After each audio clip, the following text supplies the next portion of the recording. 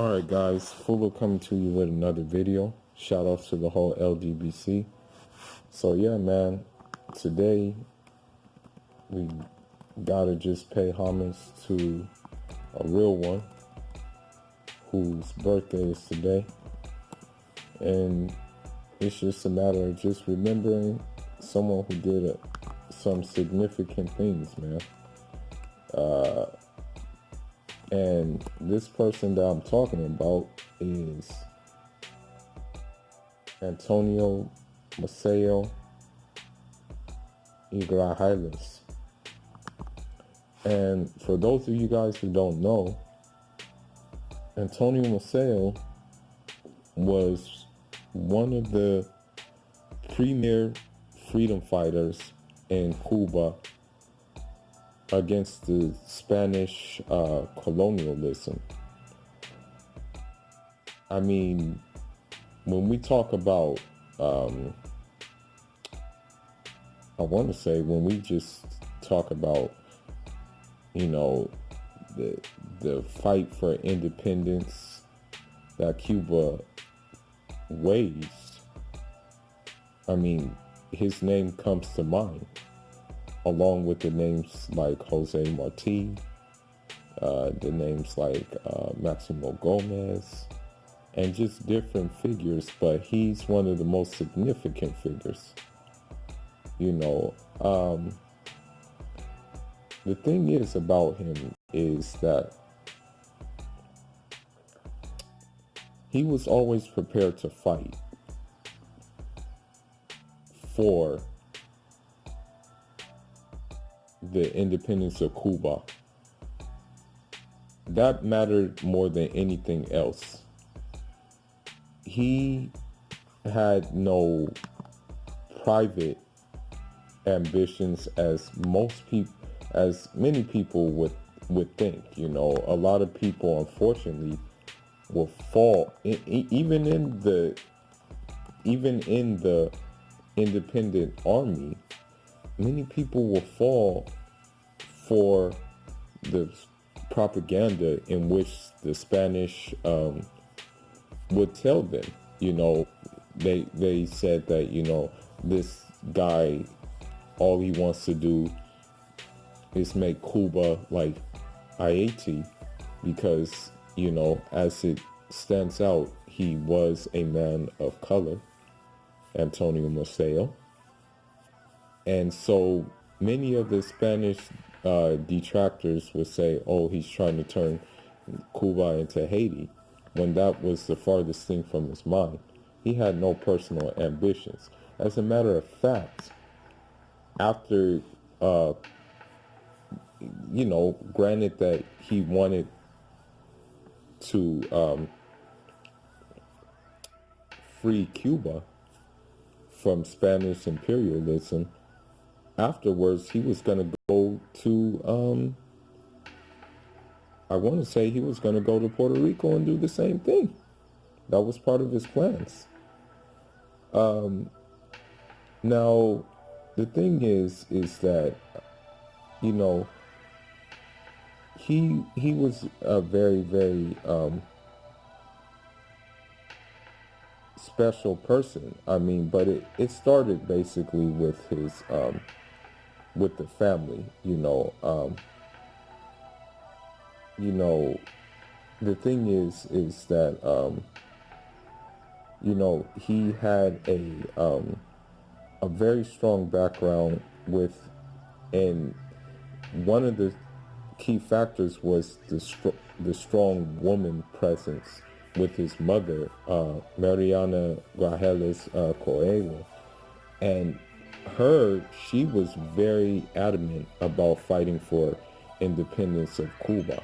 She was a very strong-willed woman, and that was instilled into him. I mean, she would help out during during these wars, and the thing is about his father had the same sentiments, and contrary to belief, there's this story for some reason, I don't know why, but there's this story that occurs that people say that, well, his father was a mulatto from Venezuela who migrated to Santiago de Cuba. But this is not true at all. The thing is, his father was straight Santiago de Cuba. There's no written records or anything of that sort that show that he came from Venezuela to Santiago de Cuba. Now, granted, the family of Maceo, they were already kind of well off, I guess you can say. You can say they kind of had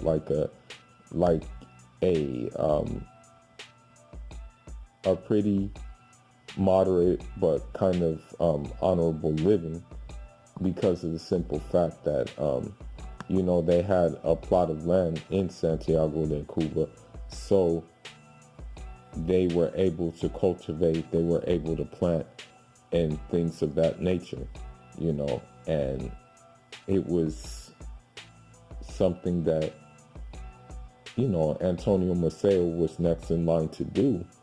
However, when the War of Independence against the Spaniards was launched, Antonio Maceo took to the helm and decided that it was right to fight, and his mother even did venerations and ceremonies to, co-sign this fighting. The thing is about Antonio Maceo is that, when you look at him and when he's physically described, I mean, he's basically built for fighting. I mean, when you look at even the statue in Cuba, if you ever get a chance to look at the statue of Antonio Maceo, you can just see that this guy was a robust, muscular, tall stature, athletic kind of person. And the thing that was most significant about his fighting is the simple fact that, although he was a skilled sharpshooter and what have you, he relied mostly on the machete for his fighting, and with that being said, it just shows how agile and how nimble and how swift he was when it came to fighting. Now granted, he got wounded a lot. I think he got there's some reports that show that he got shot at least 27 times, but he still just for some reason just came back. And the amazing thing about him is we can say that he was a universal man as well. Although battle and war tactics were his specialties, he also was a businessman. I mean, he was an entrepreneur. When the war for Cuba was not really how should I put it? When there was not really a prospect of it being successful, Antonio Maceo would fall back and would just, make sure he was educated privately, and he would be educated in history, politics, and even different languages. But also, when he fell back in the war he how should I say it?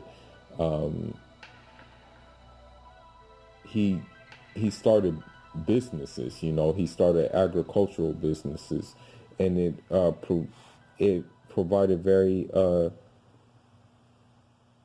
it was a very lucrative thing that he was involved in, and he came from a big family. You know, there were like 13 brothers and sisters, you know. And and that's the thing about it. Now, you know, the thing is about Antonio Maceo is that due to his due to his color and stuff like that, he kind of had a tough time with like showing people that he was sincere for the freedom of Cuba in general, and not just a personal agenda. The thing is that he did indeed want to put it into slavery. He was a abolitionist, you know, and the thing is about it is that is with him wanting to abolish slavery, there was a part of the Cuban how should I say it? There was a part of the Cuban society that was, I guess you can say, a petty bourgeois part, and they still wanted to kind of implement like slavery, you know, but still be free from the colonial Spanish powers. And so this kind of trickled down sometimes to the army, you know, to the Independence Army. And I will say this, you know, Antonio Maceo, he didn't smoke, he didn't drink, but you know, I'm not gonna lie to you, he was a pimp. You know, he had women in different places. You know, he had women in women in Dominican Republic. He had a woman in Jamaica. He had women in Costa Rica, Panama. You know, he was a pimp, but he was still loyally married and took care of his wife, you know. But ladies, man, for sure. You know, one thing is that, you know, the thing is that, you know, he died in battle, man. As they said, you live by the sword, you die by the sword. And what happened is that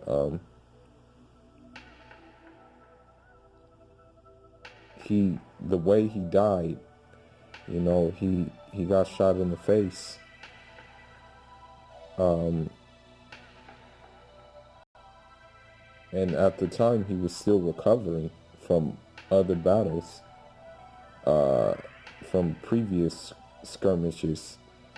And, you know, with that being said,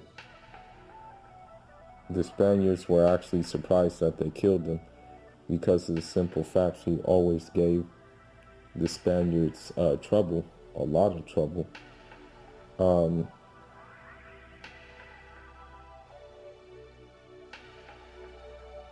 so another thing about him that made him even a real one is, you know, the United States wanted to help and wanted to be of assistance to make the Cuba independent place. But Jose Marti, a compatriot of Antonio Maceo, and Maceo himself, they didn't want that. They wanted Cuba for Cubans. You know, that's what they wanted.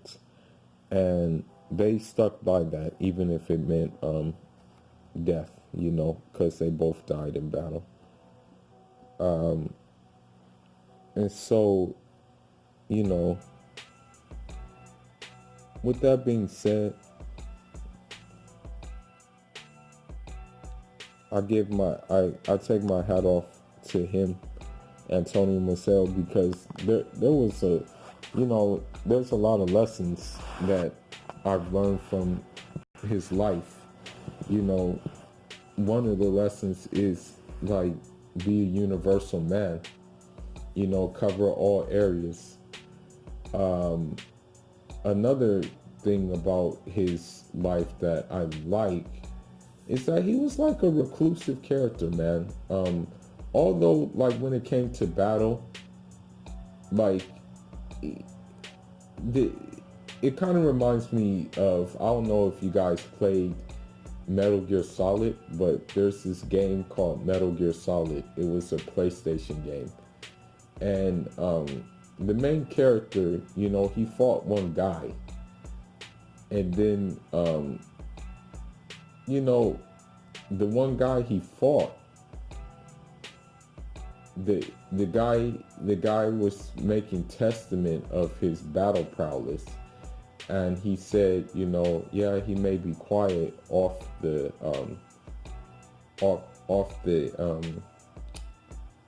field, but when he's on the field, it's as if he is possessed by a demon, you know. And that's kind of like what Antonio Maceo was, you know, when he was like not in battle or anything, he was reclusive, he was chilled, he was laid back, but and even a bit shy, you know. Some of his interviewers said that he was kind of shy, but when he was in battle, it was as if he was possessed by a demon, you know. And that's kind of like, I kind of can dig that, you know, you being reclusive, being laid back, being chill, just being someone who just like is peeping everything that's going on around. But then when it comes down to something you're like passionate about, being that guy who's like all in, basically. Another lesson I take from his life is that,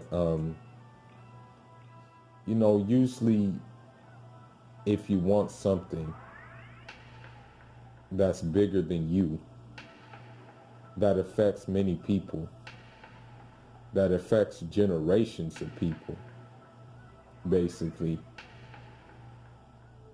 it's not going to be easy. It's not going to be an easy task. It's not going to be a cakewalk. In fact, you may have internal dissensions in trying to realize what it is you want to realize. You know what I mean? And he had that with Cuba, and I have that with my home country in Africa, and with my just geographical region over all of Africa, which right now is experiencing, unfortunately, destability with tribal conflicts, and of course with the terrorism in which was given to us from an outside source using an inside source, basically. Or I should say arming an inside source. But anyhow, you know, with that being said, happy birthday to Brigadier Antonio Maceo. Your legacy will forever be a point of reference for me. And I think it was a point of reference for many other people, you know. And today is the day to celebrate that. Fula signing out. Njara.